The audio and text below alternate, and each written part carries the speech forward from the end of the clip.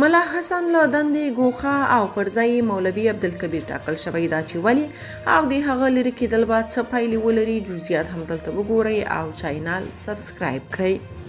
راپورونه وایي چې د طالبانو د حکومت رئیس الوزرا ناروغ دی او پر ځای مولوي عبدالکبیر ګمارل شوی دی. مولوي عبدالکبیر چې د طالبانو له واک ته رسیدو څو میاشتې وروسته د رئیس الوزرا یو مرستیال ټاکل شوی و، نرم دریځی دی خو له پاکستان سره د ښه اړیکو پلوي دی. نوموړی د 2023 کال د اګست تر 15 وړاندې د طالبانو د پیښور شورا رئیس و، خو ملا حسن د کوټې شورا مشري پر غاړه لرله. ملا حسن په وروستیو ورځو کې په کندهار کې د قطر له صدر اعظم سره کتلي وو، خو له یوې مودې راهیسې روغتیایي وضعیت ښه نه و. د ملا حسن د روغتیایي وضعیت له خرابېدو وروسته د طالبانو مشر مولوي عبدالکبیر ته دنده سپارلې چې د کابینې د غونډې مشري وکړي.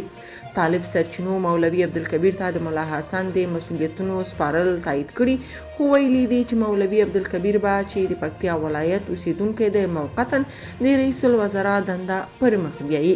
سرچینې وایي دا چې ملا حسن د نجونو د زده کړو یو تر ټولو لوی مخالف و، نو د هغه د لرې کېدو سره به د نجونو پر مخ د زده کړو دروازې خلاصېدو لپاره یو لوی خنډ لرې شي.